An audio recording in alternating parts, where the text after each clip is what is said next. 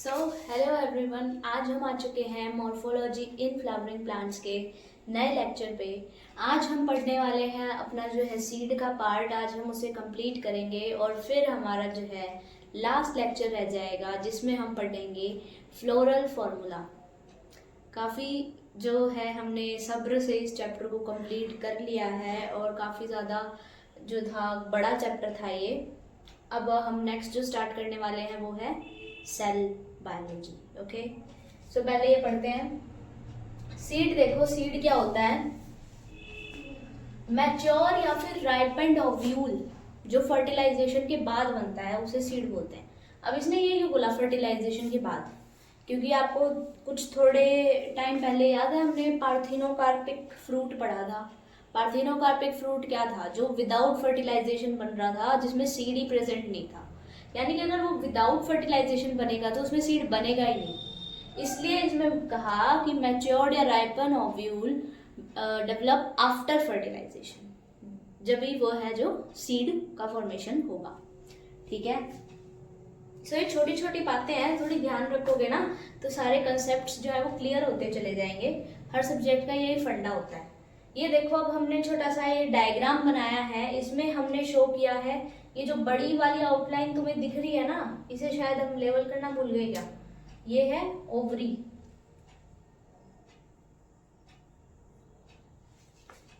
ठीक है। ये जो बड़ी वाली जो आउटलाइन है ये है हमारी एक ओवरी। ये मतलब देखो ये वाला पार्ट है, अगर बेसिकली मैं तुम्हें बताऊं तो ऐसे ओवरी होती है ना, तो हमने ये पोर्शन आपको शो किया है जूम करके।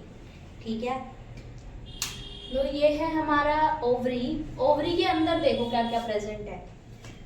ये जो है बीच में जिसके अंदर ये जो दो ब्लू डॉट्स आपको दिख रहे हैं वो है हमारा ओव्यूल, बॉडी ऑफ ओव्यूल है वो। और ये जो आपको एक कुशन टाइप का ब्लैक कलर का स्ट्रक्चर दिख रहा है ये है प्लेसेंटा। ठीक है, और ये जो अंदर दो डॉट्स दिख रहे हैं, एक में तो सिर्फ एक सिंगल डॉट है, वो है हमारा एग, और एक के अंदर दो डॉट्स प्रेजेंट है। ये जो गोला है ना ऊपर वाला, उसके अंदर दो डॉट्स प्रेजेंट है, ये हमारे दो पोलर न्यूक्लियाई। इसका भी हम बताएंगे कि क्या काम होता है। ये जो है एग का तो यही काम है कि अगर मेल गैमेट जब आएगा तो मेल और फीमेल जो है फ्यूज करके बनाएंगे जाइगोट। ठीक है ना, जाइगोट होता है 2n नंबर का। इसका भी चलो अभी बता देती हूँ मैं। जो पोलर न्यूक्लियाई, दो न्यूक्लियस यहाँ पर प्रेजेंट है, बीच में दो डॉट्स हैं, तो इसे हम कहते हैं n+n कंडीशन। ठीक है, दो न्यूक्लियस प्रेजेंट है और एक मेल गैमेट और आता है, एक ही नहीं आता, दो मेल गैमेट्स एक साथ आते हैं जो है प्लांट्स के अंदर, और फिर वो एक और n मिलके ये बना लेता है 3n का स्ट्रक्चर, जिसको हम बोलते हैं एंडोस्पर्म। एंडोस्पर्म का काम क्या होता है, एंडोस्पर्म का काम होता है जो हमारा जाइगोट है या फिर जो एम्ब्रियो बनता है, हाँ जाइगोट के बाद एम्ब्रियो बनता है ना, उसे ये न्यूट्रिशन प्रोवाइड करता है। उसे ग्रोथ के लिए थोड़ा न्यूट्रिशन तो चाहिए, तो एंडोस्पर्म जो है वो न्यूट्रिशियस बॉडी होती है जो उसे न्यूट्रिशंस प्रोवाइड करती है। ठीक है, टू इंटीग्यूमेंट्स, ये जो आप दो वॉल्स देख रहे हो, देखो मैं आपको डार्क करके थोड़ी बताती हूँ, ये फर्स्ट और ये सेकंड, ये दो वॉल्स जो देख रहे हो ये है इसके दो बॉडी वॉल्स है जो प्रोटेक्ट करने का काम करते हैं किसको, हमारे ओव्यूल को। और ये जो नीचे जो एंड देख रहे हो यहाँ पे नहीं है ना, ये जो दो वॉल्स है यहाँ तक ही एक्सटेंड हो रखे हैं, यहाँ थोड़ा खाली स्पेस है, ये वही स्पेस है जहां से हमारा मेल गैमेट एंटर करेगा, क्योंकि वॉल्स पूरी जगह प्रेजेंट होगी तो मेल गैमेट एंटर कैसे करेगा। तो ये वही स्पेस है जहां से हमारा मेल गैमेट जो है वो अंदर एंटर करेगा और फ्यूज करेगा हमारे पोलर न्यूक्लियाई और एग से। तो इस एंड को बोलते हैं माइक्रोपाइलर एंड या माइक्रोपाइल एंड। ठीक है, अब प्लेसेंटा का क्या काम है। प्लेसेंटा का काम होता है, एक स्ट्रक्चर होता है हाइलम, उसको वो कनेक्ट करता है हमारी जो ओवरी का जो ओव्यूल का जो पार्ट है उससे, मतलब ओव्यूल की जो बॉडी है इंटीग्यूमेंट्स है उससे जो है प्लेसेंटा हमारे हाइलम को कनेक्ट करता है। और जो हाइलम है उसके ऊपर एक पार्ट होता है फ्यूनिकल।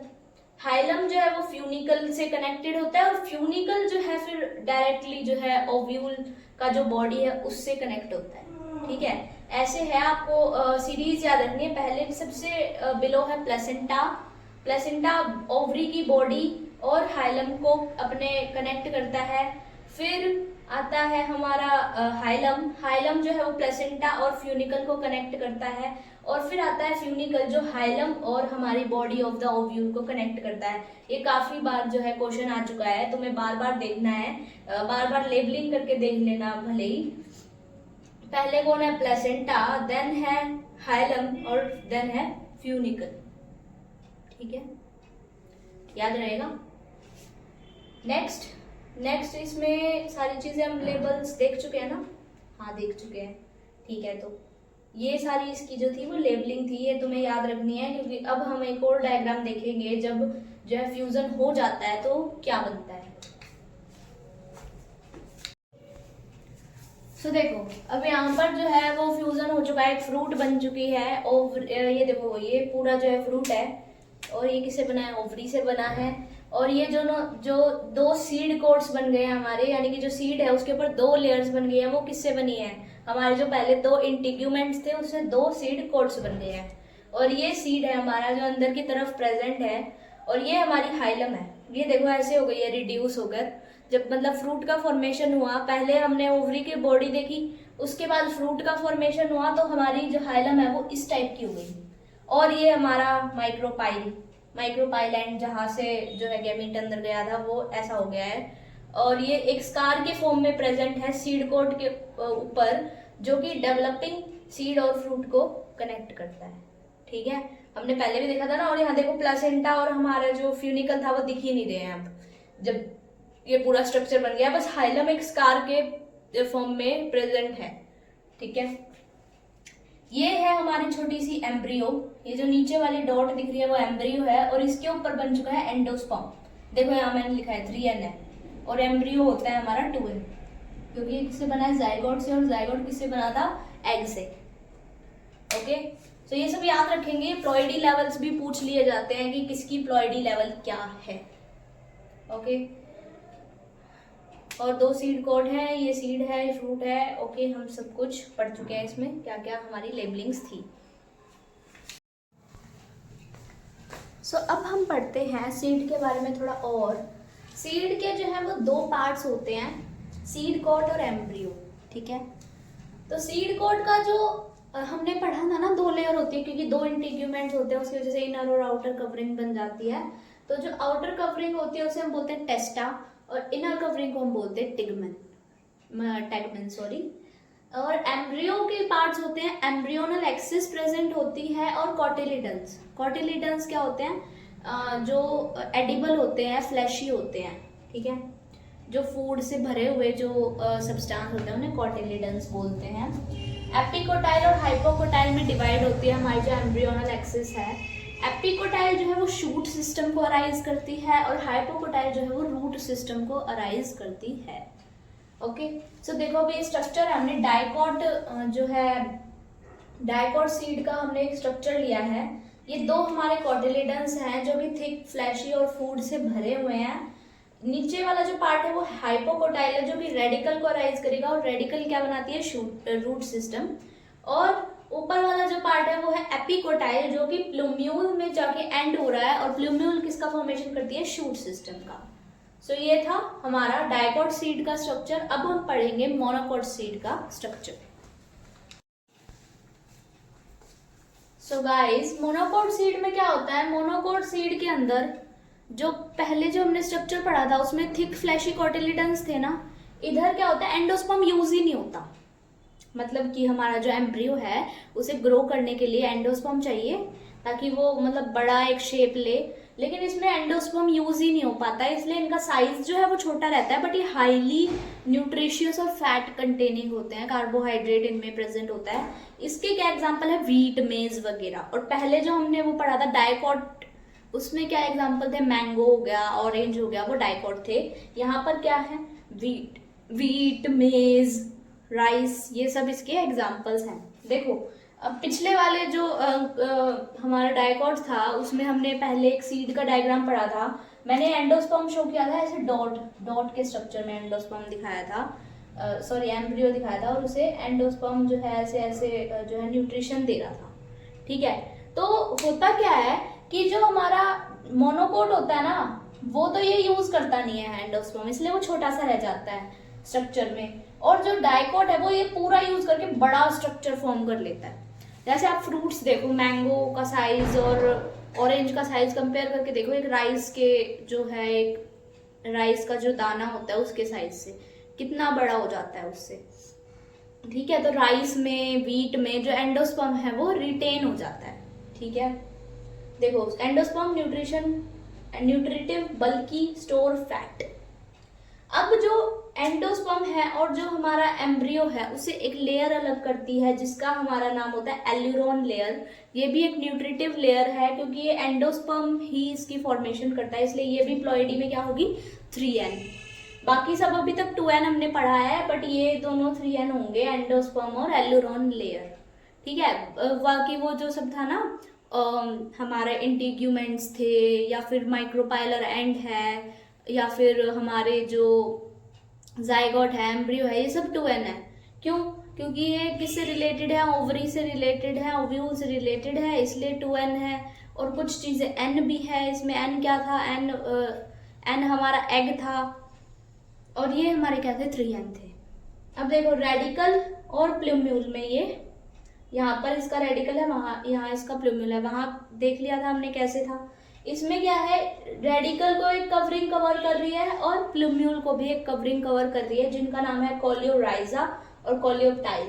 हमेशा राइजा जहां भी आ जाता है ना, जो राइजा सफिक्स यूज होता है वो यूज ही रूट्स के लिए होता है। कहीं पर भी आपको राइजोम हो गया, राइजोइड हो गया, राइजा हो गया, तो ये वाले जो सफिक्सेस होते हैं या फिर प्रीफिक्स के रूप में भी यूज हो, तो फिर ये यूज होते हैं रूट्स के, जो है रूट्स को इंडिकेट करता है ये, ठीक है।